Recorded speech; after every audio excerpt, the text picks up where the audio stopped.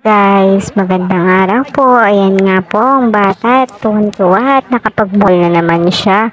Kasi nga naman pagkatapos ng enrollment, dumiretso nga kami dito lang sa malapit sa mall dito sa amin.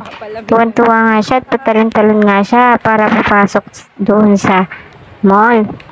At ayan, malapit na nga kami sa entrance at tuwang-tuwa at excited nga ang bata dahil sa tagal din minsan 3 weeks or 1 month bago kami makapag-mall kasi nga sa dami ng ginagawa sa bahay kaya hindi na rin kami nakakalabas. At syempre nagtitipid na rin, charis. Syempre samahan ng bilihin kapag nagpunta ka sa mall, kailangan may pera ka nga naman. Kahit pang snack lang, di ba?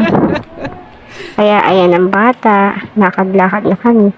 Pero sabi ko, ay dun pala tayo sa taas pupunta. Kaya sakay kami ng elevator. Mula nga nung nagka-pandemic, natakot ang batang sumakay sa elevator. Ay, escalator po pala. Charot. Escalator. Kaya, ayan, sumakay kami ng escalator. Nakahawak siya.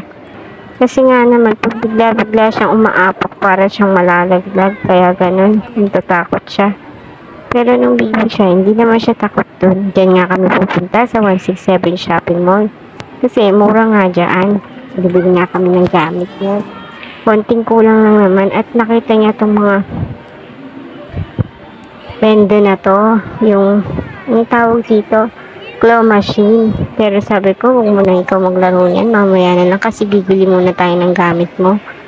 Konti lang naman ang bibili namin. Notebook lang. Kala mo naman, ang dami niya binibili dyan, oh. Ang laki ng cart niya. Kaya, yan, sabi niya siya daw magtutulak. Nawala pa nga ang cart namin dyan. Tinanap namin kasi kakahanap ng writing notebook. Naiwan namin yung cart. Tapos pagtalikod namin, wala na siya. Sabi ko, kailangan natin hanapin kasi yung whiteboard marker doon, isa na lang. Kaya, hindi na tayo makakabili noon. Kaya abang nasa pila naman, ayan, nakakita naman kami ng laruanan at sabi niya, maglalaro daw siya muna sa arcade.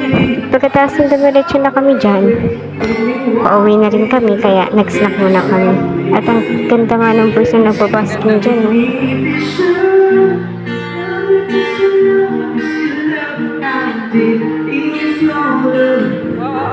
Sayaw pa siya habang nakikinig ng music. How deep is your love nga, kinakanta nung nagbabasking or street performance dyan. Sayang at hindi kami nakapagbigay ng tip, pero gusto namin sana magbigay.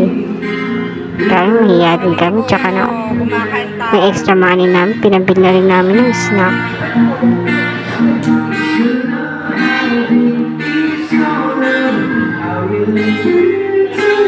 Kain na lang kami. Ayan, kain ng bata. Yun naman po. Thanks for watching.